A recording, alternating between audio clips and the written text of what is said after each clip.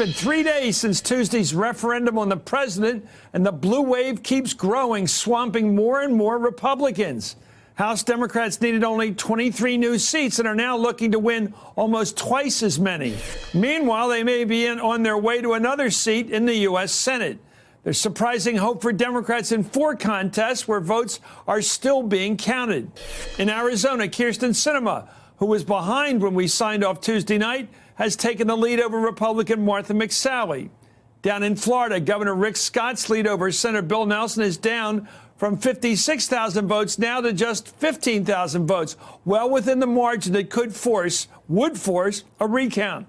The Florida governor's race between Democrat Andrew Gillum and Republican Ron DeSantis is also now within the threshold for a recount. In Georgia, Democrat Stacey Abrams is also hoping to force a runoff, while Republicans seeing the Democrats' good fortune latched out, trying to spread doubt about the electoral counts by claiming fraud. Here's Governor Scott accusing Democrats of, you got it, stealing the election. We've all seen the incompetence and the irregularities in vote tabulations in Broward and Palm Beach for years. Well, here we go again.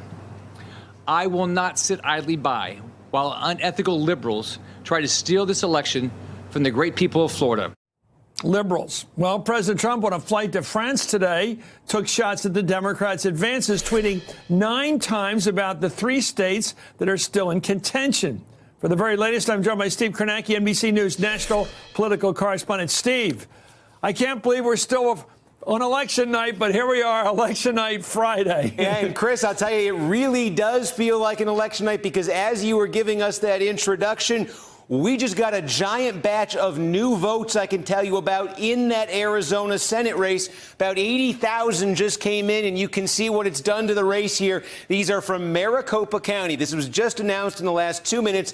Kyrsten Sinema, the Democrat, her lead when you came on the air, her lead in this Senate race was 10,000 votes. It is now 22,000 votes because of this new batch that just came in. Again, they are from Maricopa County, biggest county in the state by far, around Phoenix. The margin here, I'm just looking at the math right now to see exactly what happened. It was about 54,000 new votes that came in for Kyrsten Sinema, and it is about 32,000 new votes that came in for Martha McSally. So what's happening here, Chris, is Arizona is a heavy mail-in voting state. So what they have been counting over the last couple days, in Maricopa in particular, are ballots that were mailed last weekend, a couple days before the election, and the expectation had been that they would favor Sinema a little. I think they're favoring her more than was expected. There are still, even with this batch of votes we just got, there are still probably about 375,000 votes in Arizona yet to be counted. Again, a lot of them from Maricopa County. Now, Republicans are saying they hope that the final batch, which are going to be ballots people dropped off at the polling place on Election Day, might favor McSally. But she's starting to fall behind in this race and, might get to a place here where there just aren't enough votes that are favorable enough to her. Yeah. This is very good news for Sinema, what just happened in the last couple minutes. What about Florida? Let's take a look at what's going on with there, because a lot of us have been trying to figure out what goes on with Broward County and why it's Friday night. And we're still counting. Yeah, so this is the deal in the Senate race right here. The margin, as you can see, Nelson is about 15,000, a little less than 15,000 votes behind Rick Scott. Now, you can see this is 0.2 of a point. If it's less than 0.25%, it will automatically trigger not just a recount, but a manual recount. So this means they're not running them through the machines. They're also going to take them out and examine them by hand. It's that close.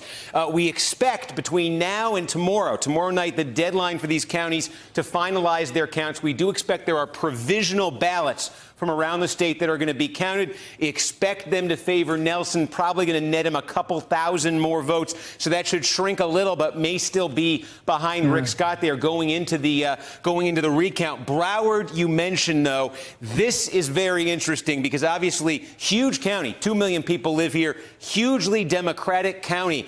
Here's the thing they have found. In this Senate race in Florida, about 25,000 fewer votes were cast in the Senate race than in the governor's race. People got the same ballot, and on 25,000 ballots or so, there was just no marking on the Senate race.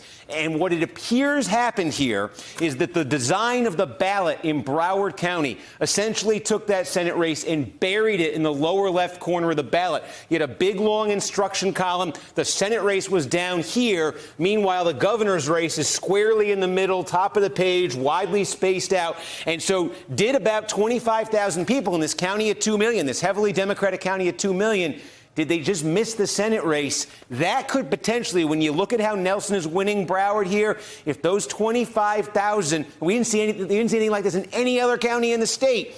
If those 25,000 had voted at that rate, you're talking 8,000, 10,000 extra votes there for Nelson that he would net in a race where right now, again, statewide, less than 15,000.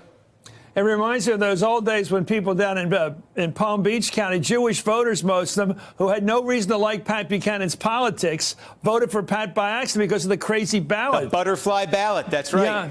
And Anyway, even Buchanan said after that election, they were not votes for me. He said they were votes for Gore.